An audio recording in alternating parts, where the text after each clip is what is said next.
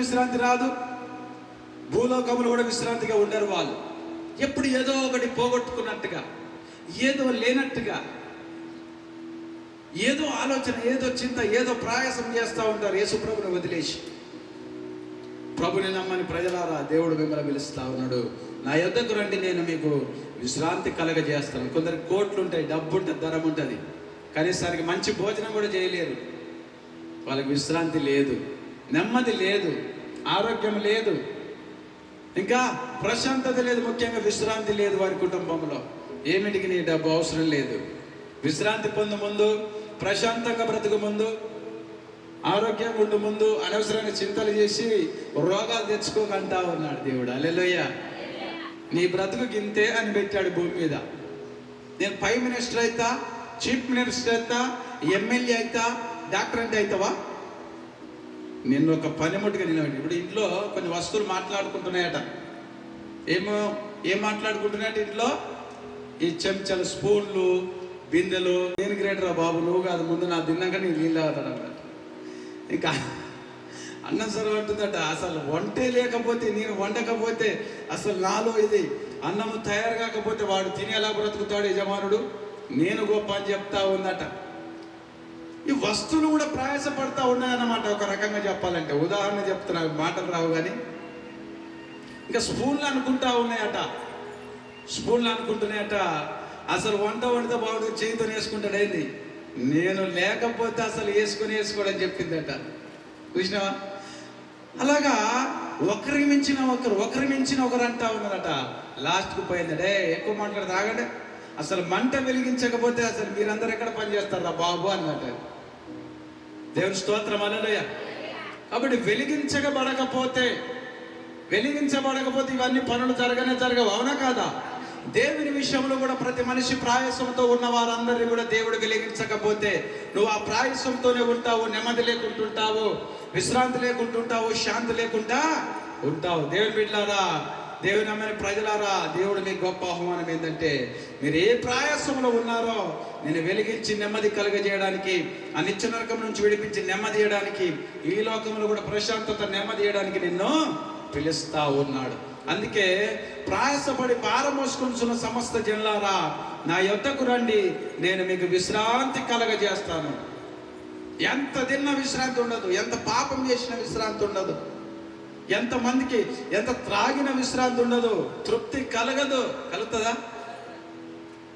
బాగా అయిపోయిన తర్వాత కింద. ఒకసారి ఏమైందంటే ఒక ఆయన మా దగ్గర ఉండేది, కొద్ది దాగి వచ్చాడు, ఇంకా దాగి వచ్చాడు. ఏమైంది, నేను ఎందుకు అవుతున్నావు అని అడిగాను. సరిపోవట్లేదు అన్నాడు. తాగి ఇక్కడికి వస్తుంది. ఇక్కడికి వచ్చినాక ఏం చేస్తుంది? బయటకు వస్తుంది. ఇప్పుడు బిందె నీళ్ళు కూడా ఫుల్ అయినాక బయటకు వస్తా లేదా? బాగా వచ్చి కక్కేసింది, అలానే పడుకున్నాడు. ఎంత ప్రయాసం తాగుడు గురించి.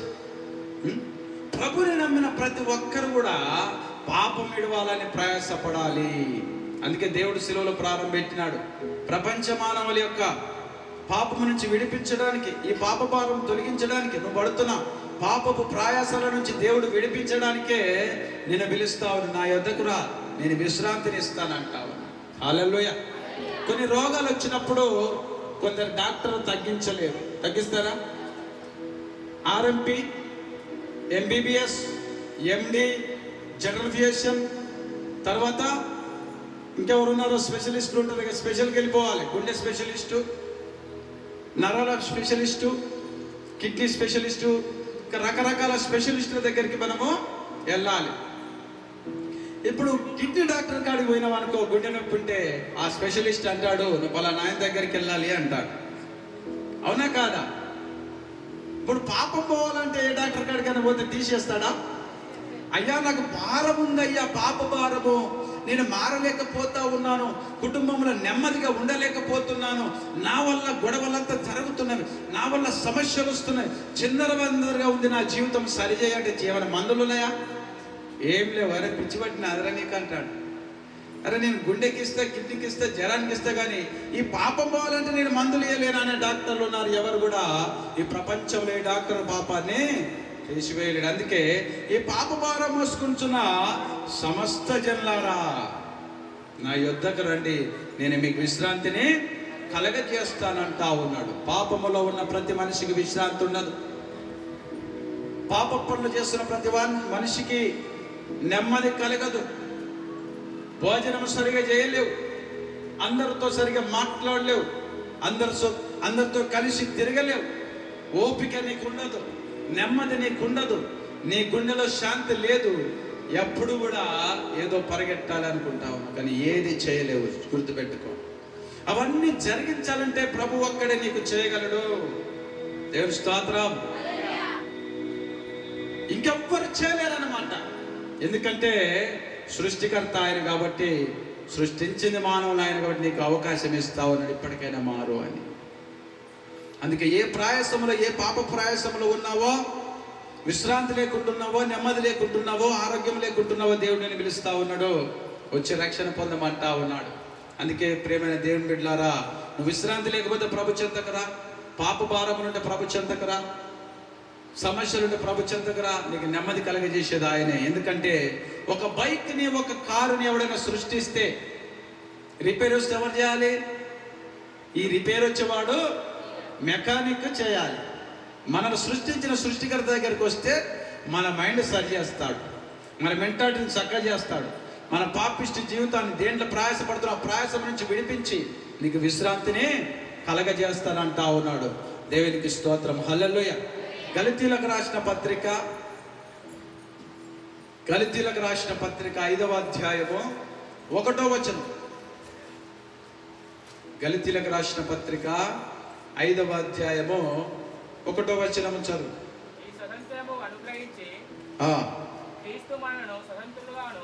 క్రీస్తు మనల్ని స్వతంత్రులుగాను చేసి ఉన్నాడు. స్థిరముగా నిలిచి చిక్కు కొనొద్దంటున్నా, కొనమంటున్నా. చిక్కు కొనకుడి అంటావు. చాలు. ఏమంటుండు? ఈ స్వతంత్రము అనుగ్రహించి క్రీస్తు మనల్ని స్వతంత్రులుగా చేసి ఉన్నాడు కాబట్టి మీరు స్థిరముగా నిలిచి మరల దాస్యమును కాడి క్రింద చిక్కుకోవద్దు, చిక్కుకొనకుడి అంటా ఉన్నాడు. నీకు స్వతంత్రాన్ని ఇచ్చినాడు దేవుడు. ఏమిచ్చినాడు? స్వతంత్రాన్ని. దేని నుంచి స్వతంత్రము? పాపము నుంచి స్వతంత్రము, రోగము నుంచి స్వతంత్రము, నెమ్మది లేని తత్వము నుంచి విశ్రాంతినిచ్చి, పాపము నుంచి విడుదల కలగజేసి, నిత్య నరకం నుంచి విడుదల కలగజేసి నేనేం చేసినాడట? స్వతంత్రునిగా చేసినాడు. స్వతంత్రుడు అంటే ఏంటిది? మన మీద ఇంకెవరికి హక్కు లేదు. ఆ కాలంలో దొరలు ఉండేది, బానిస సాకిరి, ఎట్టి చాకిరి చేయించినారు, మనకు స్వతంత్రులుగా చేసినారు కొంతమంది. దేవుని దయ వల్ల నక్సలైట్లు వచ్చినారు, రాజ్యాంగం వచ్చింది, ఇదంతా నడిచిన తర్వాత స్వతంత్రులుగా మనమైన. ఇది చెప్పాలంటే వేరే సబ్జెక్ట్ కాబట్టి నేను కట్ చేస్తున్నా, దేవుని గురించి మాట్లాడుతున్నా.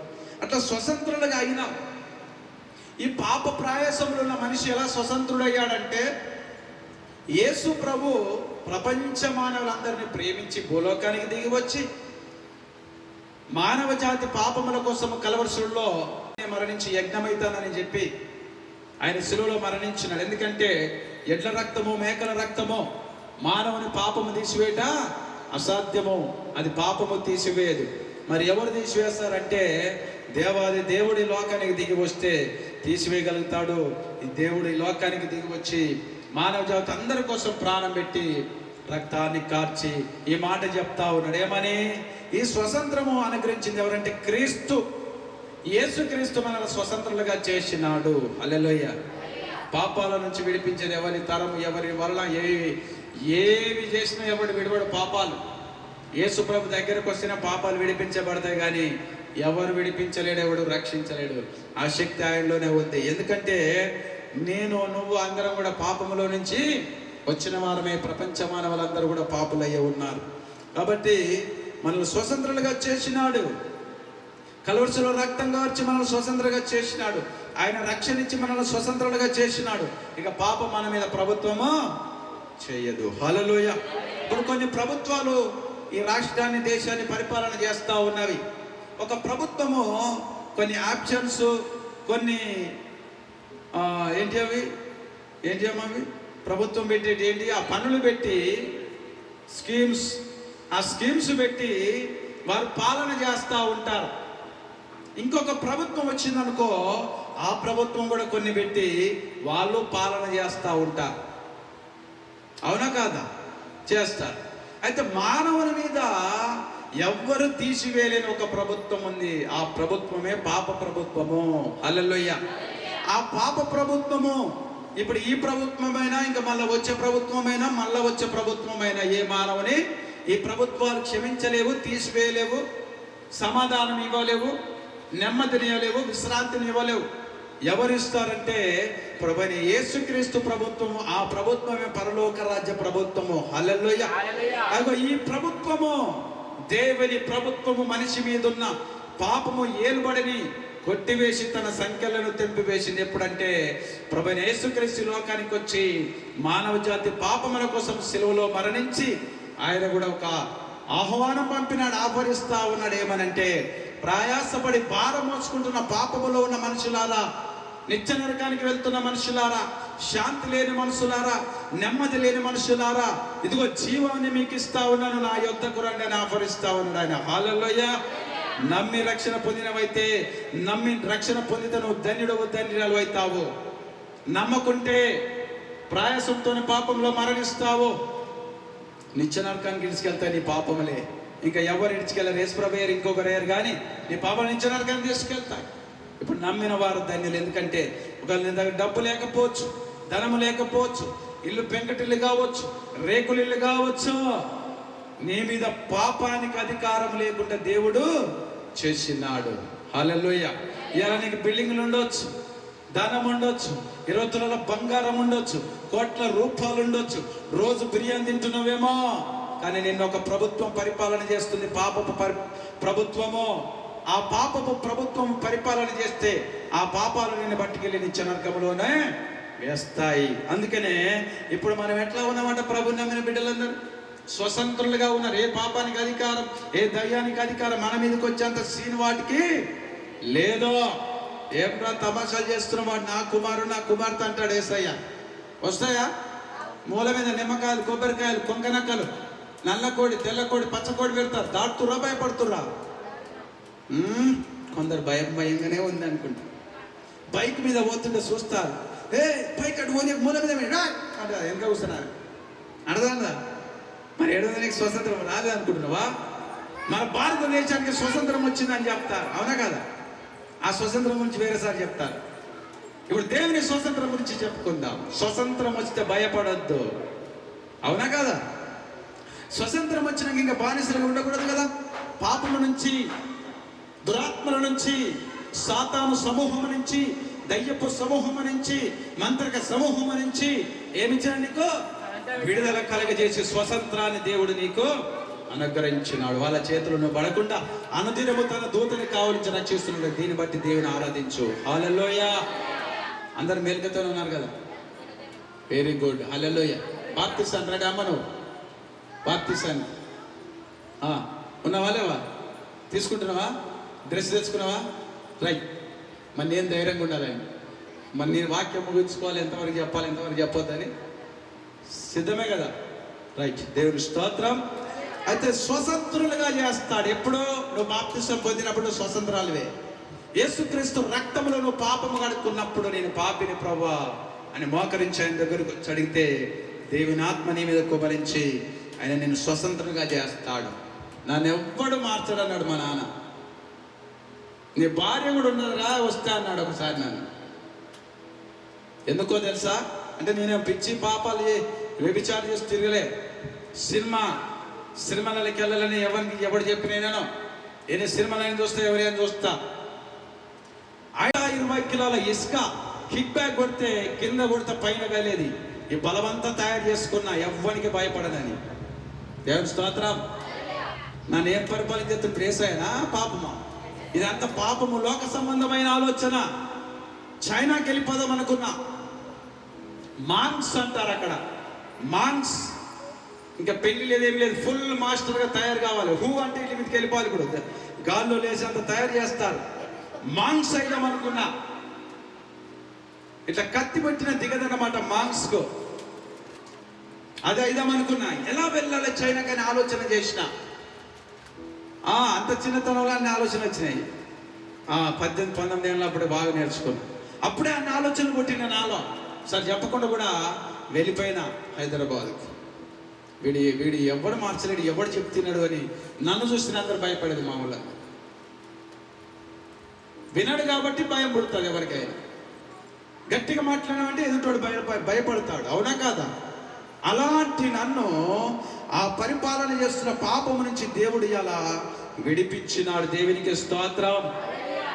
నాకు నేను ఎన్నోసార్లు అనుకున్నా, అసలు నేను ఎవ్వరి మాటినాను, ఇంకా వినను అనుకున్నా. నన్ను ఎవరు చూశారట? ఏసై చూశారు. ఎక్కువైతుంది నీకు, నువ్వు నా దగ్గర రావాల్సిందే అన్నాడు.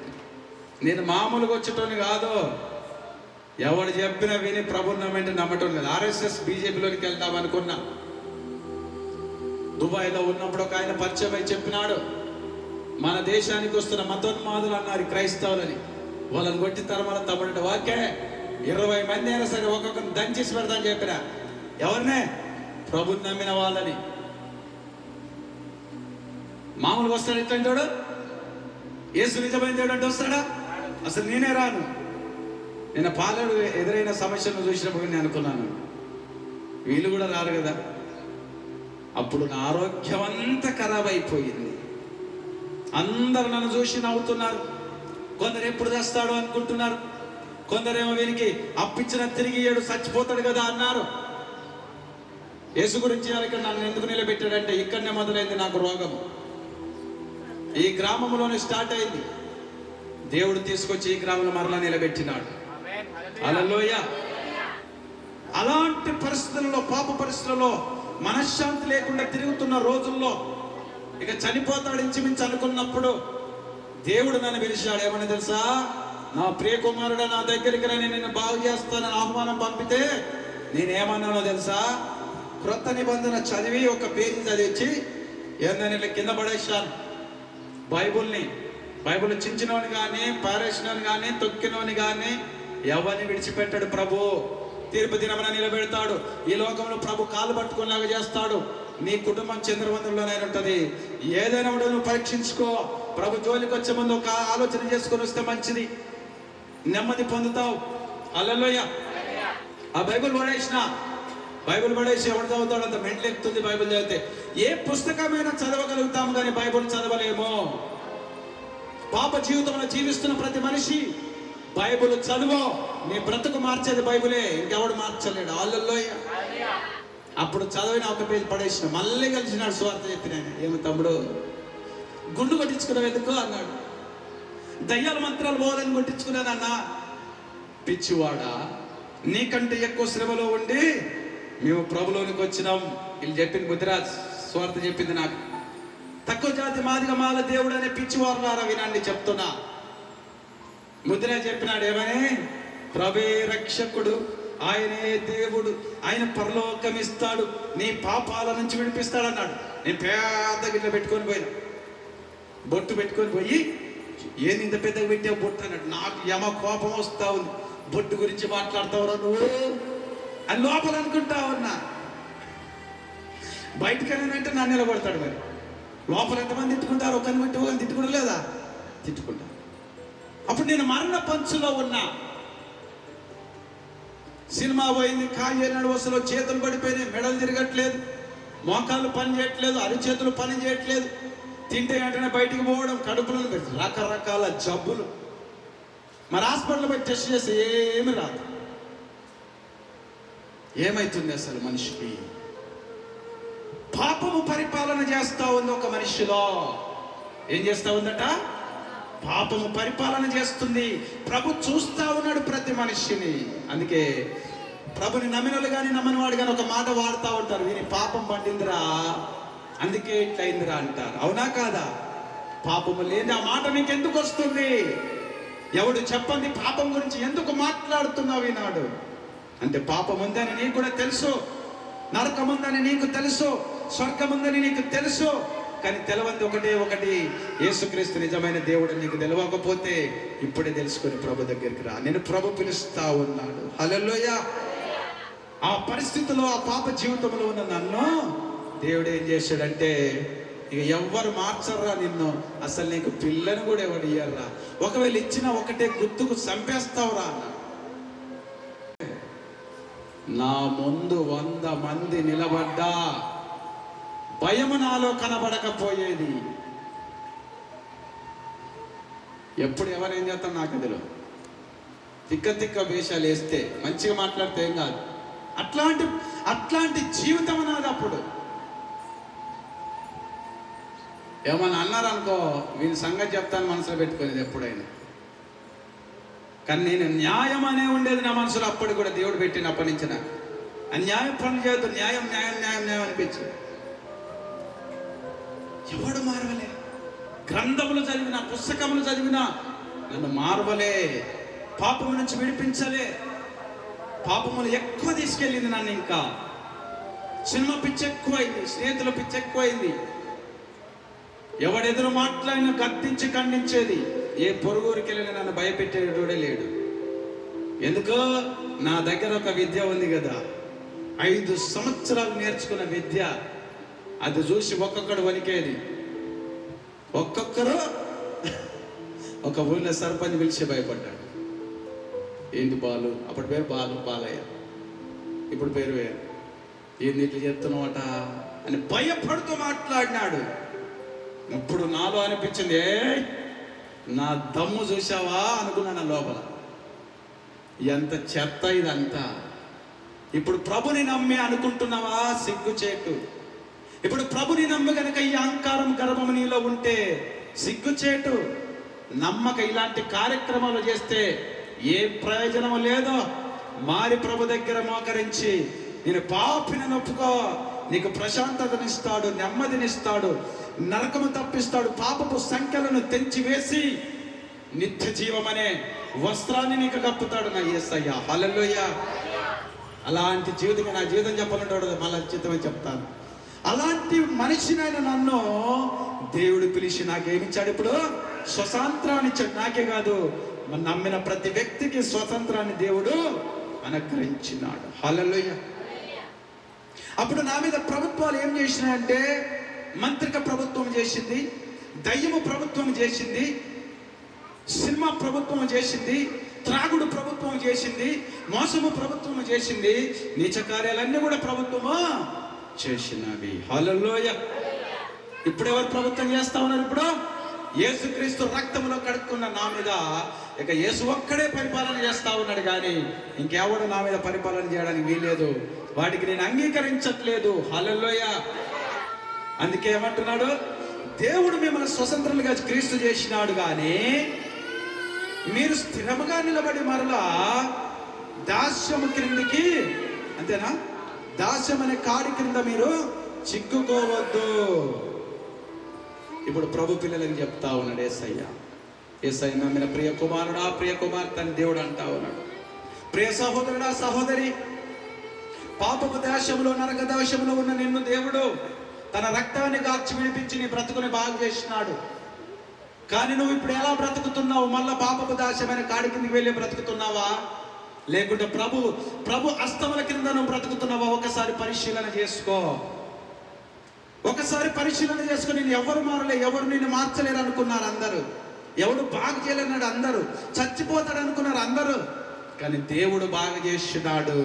నువ్వు దేవుని హస్తాల కింద బ్రతుకుతున్నావా? స్థిరంగా నిలబడ్డావా? ప్రభులో స్థిరంగా నిలబడి ఆరాధన చేస్తున్నావా? ప్రభులో ఆయనతో నడుస్తూ ఆరాధన చేస్తున్నావా? లేకుంటే పాపం అనే దాస్యం అనే కాడి కిందకి మరలా వెళ్తున్నావా?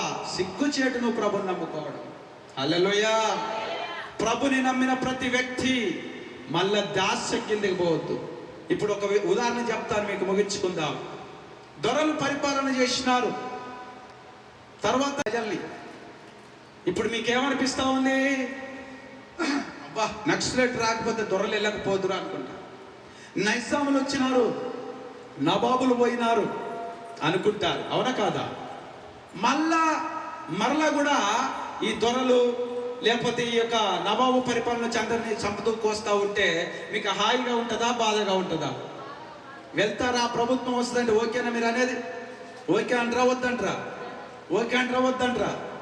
గడిజబా వద్దంట్రా వాక్యాంట్రా? చంపే ప్రభుత్వాలు, దాచి పని చేయమనే ప్రభుత్వాలు కనుకొస్తే మీరు వద్దంటారా, చేయమంటారా? వద్దు అంటారు. యేసయ్య అదే అంటా ఉన్నాడు, నేను మీకు స్వతంత్రాన్ని ఇచ్చాను నా ప్రాణాన్ని పెట్టి, మళ్ళా పాపం అనే దాస్యములోనికి మీరు వెళ్ళొద్దు. వెళ్ళిరంటే అది పట్టుకొని తీసుకెళ్తుంది. ఇది నా ప్రభుత్వం కింద పనిచేస్తున్నాడు ఈ మనిషి, వీడు నావాడని నాకు చెప్పి మరి తీసుకెళ్తాడు. వాడు ఆ పాప ప్రపంచ పరిపాలన చేసే ప్రభుత్వం ఎవరిదంటే సాతాను, లూసిఫర్ది. వాడు తీసుకెళ్తాడు. కాబట్టి దాని కిందికి వెళ్ళకండి అని మరోమరని దేవుని లేఖనం చెప్తా ఉంది, సేవకులు చెప్తా ఉన్నారు, నేను చెప్తా ఉన్నాడు, యేసయ్య చెప్తా ఉన్నాడు. ఆయన సిగ్గు బుద్ధి మనకు లేదా? మళ్ళీ ఎక్కడికి వెళ్తున్నామో మళ్ళీ పాపం అనే కాడి కిందకే వెళ్తా ఉన్నాం. ఏం నెమ్మది ఉంటుంది? ఏం విశ్రాంతి ఉంటుంది? ప్రభు నా మీద నాకు విశ్రాంతి లేదు, ప్రభు నా మీద నాకు నెమ్మది లేదంటే నువ్వు మళ్ళీ ఏ దాస్యములో ఉన్నావు? పాపం అనే దాస్యం కింద ఉంటే విశ్రాంతి రాదో, నెమ్మది రాదో, ప్రశాంతత రాదో. కొందరు అంటారు, కొందరు సెల్ ఫోన్ తీసుకొని ప్రశాంతత లేదు ఈరోజు, ఇలా మూతి పెడతారు, చెక్కుడే. ఎంత చెప్తావురా నీ బొందా, ఎంత చెప్తావు సిస్టర్ నీ బొందా మురుగు అన్నట్టు. బుద్ధి జ్ఞానం ఉండాలి. ఏం చెప్తారు? బొమ్మలే తీసుడు, బొమ్మలే తీసుడు, తీసుడే తీసుడు. సిగ్గు సెరగు ఉండాలి. మళ్ళీ యేసు ప్రభువుని నమ్మిన దేవుని గురించి జ్ఞానం తెలుసుకో. ఎవడైనా ఎదురైతే సమాధానం చెప్పలేవు. ఇంకా నువ్వు 5 సంవత్సరాలు, 10 సంవత్సరాలు, 2 సంవత్సరాలు, 1 సంవత్సరం అయింది ప్రభు నమ్మి, ఎదురైతే సమాధానం లేదు నీ నోట్లో. ఏం చెప్తున్నావు నీకు తెలియదు. ఇది నేర్చుకోరాదు, అది చూసే బదులు ఊకే నేను చేస్తున్నాను చెప్పొద్దు, చేస్తున్నానని దేవుడు చెప్పాలి. హల్లెలూయా. ఏ దాస్యం కాడి కింద ఉన్నావు, ఏ పాపం కింద ఉన్నావో ఒకవేళ ఉంటే వదిలేసి ప్రభు దగ్గరికి నీకు మరలా అవకాశం ఇస్తా ఉన్నాడు. దేవుని లేఖనం అంటే నేను స్వతంత్రంగా చేసినాడు. ఒకసారి వీడియో రెడీ చేసుకో. నేను స్వతంత్రంగా చేసినాడు. బానిసగా ఉన్న నిన్ను, పాపానికి బానిసగా ఉన్న నిన్ను, ఆ పాప బానిస జీతము నరకము పొందుకోకుండా నిన్ను విడిపించి స్వతంత్రంగా చేసి పరలోకం పొందుకునేలాగా చేసి ఉచితంగా ఇచ్చిన. నీ దగ్గర డబ్బు తీసుకోలేసయ్యా, భూములు తీసుకోలేసయ్యా, ఆస్తులు తీసుకోడేసయ్యా, నీ వస్త్రాలు తీసుకోడేసయ్యా. ఆయనే వస్త్రహీనుడైనాడు, ఆయన ఆస్తిని వదిలేసినాడు పరలోకాన్ని నీకోసం దిగివచ్చి నిన్ను దాస్యములో నుంచి, పాపం అనే దాస్యములో నుంచి నిన్ను విడిపించడానికి ఆయనే దాసుని రూపాన్ని ధరించినాడు. నా తండ్రి ధరించి నిన్ను విడిపించినాడు. రక్తాన్ని గార్చి మనల్ని దేవుడు విడిపించినాడు. గట్టిగా హల్లెలూయా చెప్పు. విడిపించిందా లేదా? నువ్వు పడే పాటలు, నువ్వు పడే దెబ్బలు, నువ్వు మనం చేసిన నేరాలకు మనకు పడాలి, కానీ యేసయ్యకు పడ్డది శిక్ష. గుర్తు చేసుకుంటున్నావా? అన్నది కన్నీరు విడుస్తున్నావా? అయ్యా నన్ను ఇన్ని పాపాలు వెంబడించినాయి, ఇప్పుడు నీ దగ్గరికి వచ్చాను, అవి నేను చేయకుండా కాపాడుతున్నది నువ్వే తండ్రి అని అన్నడన్నా మయంపరుస్తున్నావా? స్తుతిస్తున్నావా? ఒకవేళ నువ్వు పాపమైన దాస్యము కింద ఉంటే వదిలేయి. సెల్ ఫోన్ పాపము చూస్తున్నావా? వదిలేయి. నీచ కార్యములు చూస్తున్నావా? వదిలేయి. దేవుడితో గడపకుండా సెల్లో గడుపుతున్నావా? వదిలేయి. రాత్రి నాతో దేవుడు మాట్లాడతా, పాపము చేసిన వాడు ఎవడైనను దేవుని చూడలేడు అన్నాడు 3 గంటల రాత్రి. హల్లెలూయా. అవునయ్యా, మరి ఏం చేయాలయ్యా అన్న? చెప్పు, నా గురించి చెప్పు. ఒక దినం అన్నాడు, చీకట్లో ఉన్న ప్రజలందరికీ చెప్పు నా మాటలు అన్నాడు. ఇక అదే మొదలుపెట్టి చెప్పడమే. ఊరికి తిరగడం చెప్పడం, ఊరికి తిరగడం చెప్పడం. కొందరు అనుకుంటున్నారు ఏ పని లేదు పాస్టర్ అన్న, తిరుగుడంటే నువ్వు రేపే పోతావు అక్క, నువ్వు రేపే పోతావు అన్న. నీ అంటే ఏమొస్తుందన్నా? దాస్యం అనే కాడి కింద నువ్వు ఉండి ఆరాధన చేసి ప్రభులో ఉంటే, ఆ దాస్యం ఏమందో, ఆ పాప జీవితం ఏమని ప్రభుత్వమో సాతానుగా వాడు పట్టుకెళ్ళిపోతుంది. స్వతంత్రులుగా ఉండి, స్వతంత్రాలుగా ఉండి నువ్వు ప్రభులో కనుక ఉంటే, ప్రభు కాడి కింద ఉంటే, ప్రభు కాడెత్తుకున్నట్లయితే ప్రభు తీసుకెళ్తాడు. నువ్వు రేపు మరణించిన నిత్యరాజ్యములో ఉంచుతాడు. హల్లెలూయా.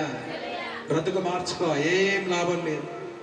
నేను నాది ఒక పాపం చెప్తాను. నేను సినిమాకి వెళ్ళేది, సినిమా పాపాలు ఎక్కువ. సినిమాకి వెళ్ళేది, ఈ సినిమా ఇంకో సినిమాకి వెళ్ళేది, ఇంకా తృప్తి లేదు, ఇంకో సినిమాకి వెళ్ళేది, ఇంకో ఏది లేదు. పాపములో పడి తిరుగుతున్న ప్రతి మనిషి పాపముల ఎన్నటికీ నీకు తృప్తి కలగదు. పాపం వల్ల వచ్చు జీతం మరణము. రోమ 6:23 అది కలుగుతుంది నీకు చివరికి. సెల్ ఫోన్ నా దగ్గర ఉంటుంది, అక్కడ ఉంటుంది. సెల్ ఫోన్లో చూస్తారా అన్నల అక్కలారా? నాకే చూడండి. హల్లెలూయా, స్తోత్రం దేవునికి. నాకే చూడండి. సెల్ ఫోన్లో తృప్తి పడదామని ఒకటే ఆరాటం. కొంతమందిని చూస్తే దుఃఖం వస్తుంది, కొంతమంది చూస్తే నవ్వు వస్తుంది, కొంతమంది చూస్తే బాధ అనిపిస్తూ ఉంది. నాకు ఏముందిరా సెల్ ఫోన్, మీ సెల్ ఫోన్లు అన్నీ కూడా బంద్ అయిపోవును గాక. ఆమేన్. ప్రపంచంలో మొత్తం బంద్ అయితే ఇంకా పీడ పోతుంది, పాపాలు తగ్గిపోతాయి. చిన్నపిల్లలకు ఖరాబ్ చేసే దుర్మార్గులారా, కామాంధులారా, నీచ నికృష్టులారా, మీరు సెల్ ఫోన్ చూసే కానీ చేస్తా ఉన్నారు. దుష్టులారా, మీరు అందరు మారువురు గాక. ఆమేన్. ఈ సెల్ ఫోన్ దయ్యం, ఇది సాతాన్ లూసిగాడాడు. దేవుని సంబంధమే కూడా ఉన్నాయి, అవి చూడనియాడు. అందులో ఏ మ్యూజిక్ వస్తుంది? పాపంలో మ్యూజిక్ వస్తుంది. చెప్పుకు చెప్పుకు చెప్పుకు ఆహా ఊపుతుంటాడు, జబ్బలు తలకాయ ఊపుతుంటాడు, వెనక ఊపుతుంటాడు, సంఖలు ఊపుతుంటాడు. ఇది సంతోషమే. దేవుని ఏమొస్తుంది? యేసు ప్రభువు లోక రక్షకుడు, ఆయన నమ్మండి. నిజమైన దేవుడు, నాలంటోడు, సువార్థి కూడా, సేవకుడు చెప్తాడు. అలా మ్యూజిక్ లేదా? అలా పెద్ద గంభీరం అనిపించలేదా? అలా పుష్ తర్వాయి భాగం రేపు అమ్మా కత్తి, రేపు కత్తితో పొడుస్తాడా? శివుడు వస్తాడా? ముక్కు వస్తాడా? సీరియల్. దేవుని గురించి రేపు ఏ భాగం చదవాలి, గ్రంథము చదువా, సబ్జెక్ట్ నీకు చెప్తా వినా. మోషే గురించి చదువా, దేవుని దగ్గరికి వెళ్ళి తెల్లారు ఏమవుతుంది అనుకో. రేపు చదవబోతున్నాను, రేపు వెళ్ళబోతున్నాను. దేవుడు ఇశ్రాయేల్ ప్రజల్ని మోషే ఎర్ర సముద్రం దగ్గర తీసుకొచ్చినాడు. అక్కడ పులి స్టాప్ పెట్టుకున్నావు కదా, ఏదో పని వచ్చింది, ఫోన్ వచ్చింది, వెళ్ళిపోయినావు కదా. నీ మనసులో ఉండాలి. ఎర్ర సముద్రం దగ్గరకు వచ్చాడు మోషే. ఏం జరుగుతుంది రేపు? నువ్వే చూపిస్తావా వీడియో పెట్టి? మాకు తెలియదా? అనుకోవద్దా? నువ్వు గ్రంథాలు చదివస్తే అది మనసులో ఉండాలి. కానీ కొత్త సీన్ వస్తుందట, బ్రేకులు ఇస్తారన్న, పుష్ అడ్డుసుకో, ఆ పుష్ అడ్డుసుకో. కొత్త సీన్ వస్తుందట. ఆడేడో చెప్తాడు పనికి మన సోదిగా. నీకు బుద్ధి సిగ్గు ఉండాలి కదా, యేసుప్రభు ఉండాలవుతా. మనం నువ్వు ప్రచారం చేస్తా, యేసే గురించి ప్రచారం తెలియదు. కానీ సినిమా ప్రచారాలు, సీరియల్ ప్రచారాలు, పాపపు ప్రచారాలు, దోసుకునే ప్రచారాలు, నేను గిట్ట పాపం చేశానని చెప్పుకునే ప్రచారాలు. ప్రభు బిడ్డవేనా? ప్రభు కాడి కింద ఉన్న వానికి ఈ మాటలు రావు. అందుకే అంటాడు, నా కాడి ఎత్తుకొని నేర్చుకున్నాడు. మత్తయి సువార్త 11:20-29 అంటా ఉన్నాడు. ఆయన కాడి మోస్తున్నావా? పాపమని కాడి మోస్తున్నావా? ఒకసారి గుర్తు చేసుకో. పాపమని కాడి చేస్తే తృప్తి కలగదు. ఈనాడు చూడండి, మందిరానికి కొట్టిన వాళ్ళు అందరూ పరారయ్యారు. ఏం చేసినా సున్నా. నువ్వు ఏమి తృప్తి పొందలేవు. ఒక ఆయన అంటా ఉన్నాడు, అన్నా డబ్బులు వస్తలేవు కదా, ఏసై నమ్ముకుంటే అన్న. డబ్బు రాదు, నేనే చెప్తున్నా. నువ్వు పని చేస్తే వస్తాయి. డబ్బులు వస్తాయని మన సువార్త చెప్పిన అవసరం లేదు. నిత్యనరకం ఉంది, పరలోకం ఉంది. నమ్మితనమని పోతే పోని. ఏసునామమున హల్లెలూయా. మభ్య పెట్టి మరవరించే సువార్త కాదు ఇది. నిత్యనరకం ఉంది, పరలోకం ఉంది, ప్రకటించాలి. నీ పాపం తీసివేస్తే నీకు నెమ్మదిస్తాడు. వాక్యంలో ఉన్నది బోధ చేయడం. డబ్బులు ఎలా వస్తాయంటే, నువ్వు పని చేస్తే డబ్బులు వస్తాయి, కానీ యేసై నమ్ముకుంటే డబ్బు రాదు. మైకులో కూడా చెప్తారు ఊరందరూ వినాలని. యేసు ప్రభు నమ్మి డబ్బులు వస్తున్నాను పిచ్చివాళ్ళారా. మళ్ళీ నేనండి, యేసు ప్రభు నమ్మి డబ్బు రాదు. నువ్వు కష్టపడి పని చేస్తే నీకు డబ్బు వస్తుంది. కూలి పోతే కూలి డబ్బులు, శ్రమ పడితే డబ్బులు, మేస్త్రి పని చేస్తే మేస్త్రి డబ్బులు, కాంట్రాక్ట్ పెడితే కాంట్రాక్ట్ డబ్బులు. ఏ పని చేస్తావో ఆ పని డబ్బు వస్తుంది. వచ్చిన డబ్బు యేసు ప్రభు ఇయ్యడు, ఇంకెవడో ఇయ్యడు. నువ్వు స్వతంత్రంగా ఉన్నావా? పాపమైన దాస్యంలో ఉన్నావా? ఒకసారి గుర్తు చేసుకో. స్వతంత్రంగా ఉంటే సంతోషంగా దేవుని ఆరాధించు. పాపమైన దాస్యం కింద ఉంటే పశ్చాత్తాపడి దేవుని ఆరాధించు.